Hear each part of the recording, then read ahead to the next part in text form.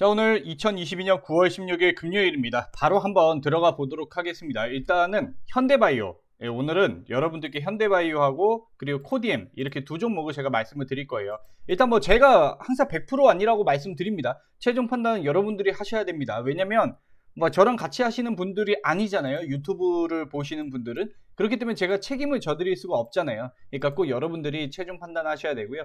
혹시나 이제 나는 진짜 혼자서는 못하겠다 하시는 분들은 오히려 저한테 그냥 연락을 주세요. 그러면은 제가 이렇게 계좌를 한번 보고 이런 종목들은 이 가격에 팔고 이 가격에 뭐 추가 매수를 하고 이런 것들을 전략을 짜서 그 다음에 이제 대응을 또 할 수 있으니까 그건 어차피 공짜니까요. 자, 어쨌든 지수를 잠깐 보고요. 그 다음에 두 종목 한번 보도록 하겠습니다. 일단 제가 보기에는 이거 지금 아직까지는 이탈은 아닙니다. 코스피도 그렇고 코스닥도 그렇고 여기 보시면 딱 이렇게 일전에 반등 나왔던 그 자리에 이제 다 내려왔어요. 여기서 이렇게 반등이 나와줘야지 나름대로 이렇게 단기 쌍바닥을 그리는 W자형을 만드는 파형이라고 저는 생각을 하는데, 문제는 일전에 이렇게 크게 하락을 만든 요거를 아직까지 뚫는 그림은 나오지 않았다는 겁니다. 그러면은 요게 지금 보면은 지지는 하고 있어요. 이렇게 하락 파동을 만들고 있는 와중에서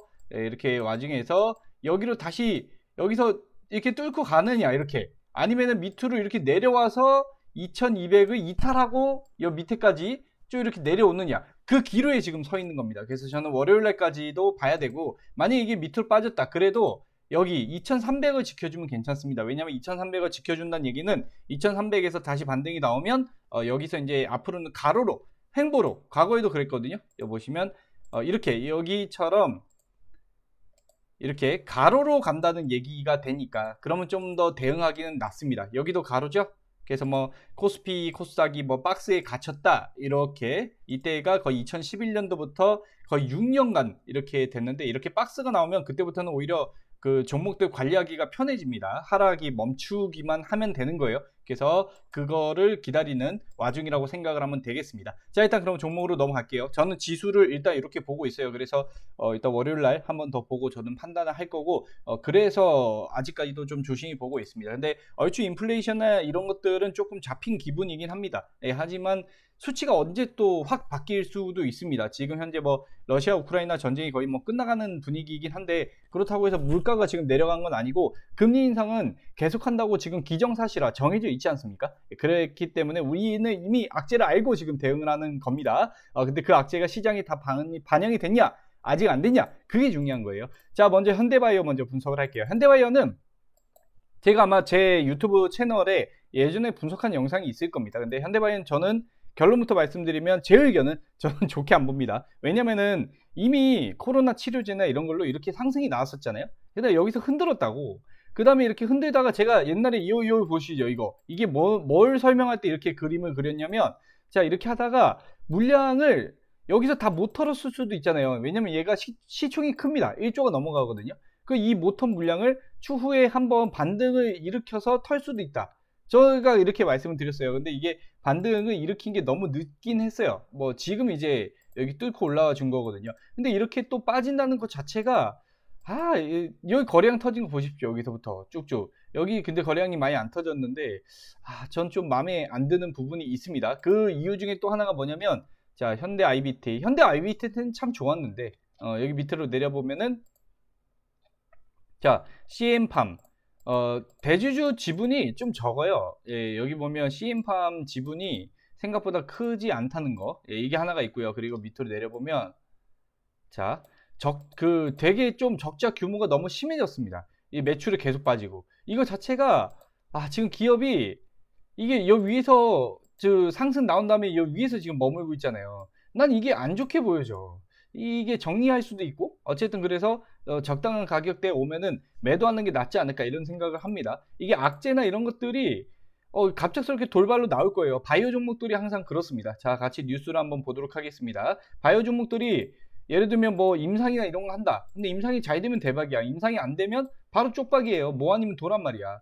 자, 외인계 현대바이오 어설픈 임상 무집의 주가 급락, 개미들 분노. 이게 뭐야? 콜센터 업무 차고 해프닝, 임상 이상 순항 중이다. 임상 중단? 자, 볼게요. 코로나19 치료제 CP 임상 이상 중단됐다는 소동. 이게 이상하다 이게. 아웃소싱 콜센터 측에서 자동응답 코멘트를 이날 내보내면서 논란이 확산이 됐다. 아, 추석 연휴로 인해 임상 모집이 어려운 점. 중단이 아닌데. 야, 이거 전화했던 애 병신 아니야? 아, 이거 이상한데. 임상기관으로 추가됐다면서 경구용 코로나 치료제 알려진 요거 임상 진행 중이다. 항바이러스다. 이게 근데 이미 너무 많이 탔어 그 테마를. 무고통 항암제 임상에 호주에 자회사를 설립했다. 이미 근데 이거 다 알고 있잖아요. 얘네 임상 그 저거 하는 거를. 난 그게 걸려요. 이미 주가에 다 반영돼서 이미 상승이 이렇게 크게 나온 거 아니야? 이게 원래 얘네 주가가 5,000원 막 이랬다고요. 5,000원. 5,000원 중반대. 근데 6만원까지 해서 10배 올랐잖아. 그러니까 이미 다 저게 반영이 돼. 왜냐면 예전에 그 급등 나왔을 때도 코로나 치료제로 저렇게 많이 올랐었거든요. 자, 밑으로 내려볼게요. 현대바이오. 어설픈 임상 모집에 주가 급락했다. 임상 이상창 모집 임상 콜센터.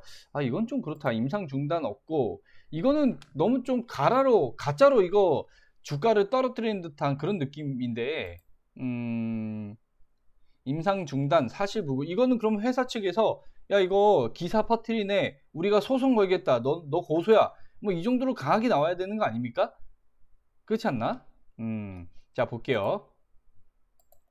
여기 가면은 딱 뭐 띄었어야지. 여 나와 있네요. 업무 착오가 있었다. 오늘 다시 나가버렸다. 자, 여기 안내 코멘트는 정상화되었다. 아, 이게 여러분 근데 뭐 저런 거를 다 떠나서 이게 저는 주가를 올린 다음에 그 다음에 이제 주가를 그 뭐 던져버리고, 자 보세요. 이렇게 던진 거 이게 개미가 아니거든. 이렇게 팍팍 던지는 거 이게 개미가 아니야. 지들이 이제 던진 다음에 그 다음에 야, 이거 주가 왜 이렇게 하락해? 하락한 이유를 만들어야 되는 거예요. 그런 이유나 이런 그 명분이 없으면 금감원에서 계속 보거든요. 모니터링 한다고. 그렇기 때문에 그 명분을 만들기 위해서 그런 전화가 잘못되었다, 이게 아닐까요? 왜냐면은 이거 직접 전화한 사람이 누구입니까? 전화 누가 했어? 전화한 사람 없는 것 같은데. 아, 저는 조금 안 좋게 봅니다. 이거 이제 물량을 얘네들이 던진 건 난 던졌다고 생각하거든. 그래서 현대바이오는 제가 뭐 저한테 관리 받으시는 분들은 아시겠지만 저는 단 한 번도 현대바이오 추천한 적이 없어요. 뭐 이런 건 제가 만약 하게 되면은 그냥 그 말 그대로 그냥 단타로 접근했을 겁니다. 외국인이 쓸어 담으며 주가 고공행진. 9월 4일날 이랬다고. 9월 4일날 이지랄 해놓고 외국인이 담는 것처럼 해서 개미들 달라붙여 놓고 위에서 개미들한테 물량 넘기고 나갔다. 나는 약간 이런 느낌인데. 자, 어쨌든 현대바이오는 다시 말씀드리지만 제가 100%가 아닙니다. 근데 차트가 뭐 나쁘진 않았어요. 지금까지 나쁘지 않았는데 어쨌든 4만원은 못 뚫었잖아. 난 그게 안 좋게 보이는 거예요. 여기 못 뚫었잖아. 보면은 여기를 이렇게 그 주가 올라가는 폭이 이렇게 쭉 올라가다가 어느 순간 갑자기 여기서 멈췄다고, 올라가는 게. 그러면은 5거래일 이상 뚫고 못 가면은 약간 의심을 해야 됩니다. 예, 그리고 여기서 뭐 아직 끝난 게 아닐 수도 있어요. 근데 바닥권 종목이면 아직 끝난 게 아닐 수도 있는데 얘는 상승이 나온 다음에 여기 위에서 지금 이러고 있으니까 저는 조금 부정적으로 본다, 이렇게 말씀을 드리는 겁니다. 반등이 안 나온다는 게 아니에요. 반등 나오게 되면은 지금 이제 오늘은 빠졌으니까 일단은 한 3만원을 지켜주려고 하는 거를 조금 보셔야 되지 않을까 싶습니다. 3만원이면 여긴데 여기서 이제 반등을 해주는지, 이탈이 나와도 기술적 반등은 한번 나오지 않을까 싶습니다. 종목이 그냥 떨어지지는 않아요. 여기서도 보면은 기술적 반등이 이렇게 쭉 빠지다가 한 번씩 점핑 나오죠? 예, 빠지다가 점핑, 빠지다가 점핑, 이렇게. 여기가 오늘 급하게 빠졌으니까 점핑 한번 이렇게 나올 수도 있다. 근데 그 점핑에 여기처럼 윗꼬리를 닿는 이런 그림이다 이러면은 또 옆으로 오랫동안 기울 수 있으니까 이거는 여러분들이 잘 판단하셔서 이렇게 대응을 하시길 바라겠습니다. 자, 그 다음 코디엠 볼게요. 코디엠. 와, 코디엠은 근데 이게 여러분들이 딱 보셔야 되는 게 뭐냐면, 코디엠은 약간 위험한 종목입니다. 시가총액도 굉장히 낮고요. 액면 병합을 했다는 것 자체가 액면 병합하고 남은 걸로 지들 부채 갚겠다는 얘기인데 회사가 썩 좋지 않은 그런 그림입니다. 그렇기 때문에 얘는 코디엠은 조금 위험하다. 이건 손절도 여러분들이 고려를 하셔야 되지 않을까 싶습니다. 여기 보면 도표, 세정장비, 이거 대주주 누구야? 이석산업개발. 원래 옛날에는 이석산업개발 이런 애들이 아니었거든요. 이미 주주가 독보적 회사로 바뀌어 버렸죠. 근데 지분율이 너무 낮아. 예, 지분율이 이렇게 되면은 이거는 회사 언제든지 정리를 할 수도 있습니다. 옛날에는 코디엠이 그래도 나름대로 뭐 다른 데에서 투자를 했던 걸로 알고 있는데 그 투자한 애들은 회수를 다 해간 것 같아요. 예, 회수를 해간 것 같습니다. 그 어디야? 얘네 가져간 애들이 시너지에서 얘네 접근하지 않았었나? 기억이 안 나네. 코디엠 대주주가 바뀌었을 텐데 여기 보시면 12 없네. 바뀐 내역이 없네. 어쨌든 이거는 여러분들 여기 있네요. 뭐 없네. 예, 얘는 좀 위험합니다. 이거는 뭐 제가 그렇게 크게 보여줄 수 있는 말씀드릴 게 딱히 없고요. N면 병합을 했죠. 여기서 한 다음에 이렇게 쭉 빠졌는데 뭐 유중이나 이런 거겠지. 뻔해요. 왜냐면 회사에 돈이 없거든. 회사에 돈이 없으니까 유상증자나 이런 걸로 마지막으로 좀 그 마지막 빼먹고 회사 정리하려고 하는 것 같거든요. 감자 하네 여봐.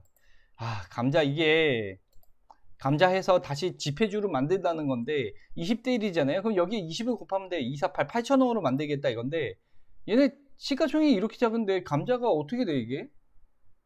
이상하다. 감자가 어떻게 되지?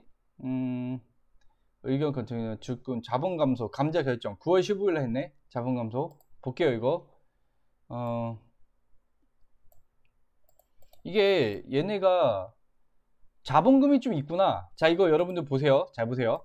여기 보시면 시가총액이 290억이에요 위에 보이실까? 내 마우스 따라오세요. 290억. 근데 여기 보면 자본금이 304억이죠 자본금이 시총보다 크잖아. 그러니까 자본금을 감소시킬 수가 있는 거예요. 그나마 이거라도 해서 회사가 살아나야 될 것 같은데 제가 보기에는. 자 볼게요. 여기 보시면 감자 결정 감자 후 이렇게 주식수를 줄어드니까 저런 것들도 늘어나게 되겠죠. 시가총액은 그대로 되겠네. 근데 자본금이 줄어드는 거야.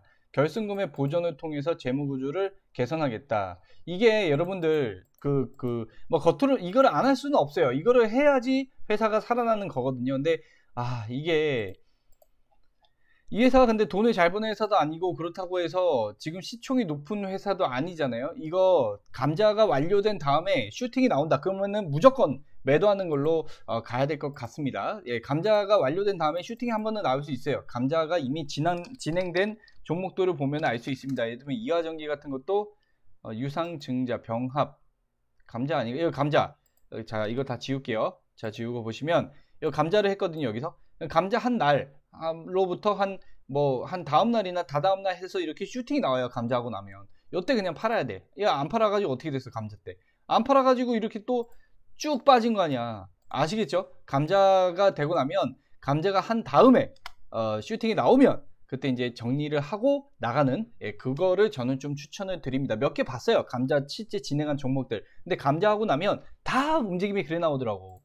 다 그렇더라고요. 그래 거의 90% 뭐 100%하고는 할 수 없지만 그래서 코디엠 같은 경우도 이게 감자가 이미 떴잖아요. 이미 하락 맞았잖아. 그렇기 때문에 뭐 지금 손절 하나 나중에 손절 하나 제가 보기에는 걸릴 것도 뭐 건질 수 있는 금액도 얼마 안 될 거 아닙니까? 그럼 그냥 기다렸다가 감자 끝나고 나면 그때 하는 게 어떨까? 일단 제 의견이기 때문에 이건 최종 판단 여러분들이 하시길 바라겠습니다. 제가 무조건 맞지는 않으니까. 자 오늘 여기까지 분석을 하고 마치도록 하겠습니다. 이게 두 종목을 한 번에 하려니까 시간이 좀 빠듯해 가지고 자 시장 분석까지 하니까요 저는. 근데 뭐 그 좋은 종목들 그리고 안전한 종목들 버텨도 되는 종목들은 버텨도 됩니다. 근데 버티면 안 되는 종목들이 있어요. 그런 종목들은 좀 조심하셔야 돼. 저도 근데 하나 지금 안 좋은 종목 제가 공략하고 있는 게 있습니다. 이거는 저도 손절을 고려를 하고 있어요. 자 어쨌든 이런 게 판단이 어려우신 분들이 있을 거 아닙니까? 여러분들 투자 돈 벌려고 하잖아요. 근데 손실 나고 힘들면 어떡합니까? 예, 그런 분들은 일단은 뭐 연락을 한번 주시면 한번 상담을 해 드릴 수 있으니까요. 편하게 말씀 주시고 오늘 여기까지 하고 마치겠습니다. 주말 잘 보내세요. 고맙습니다.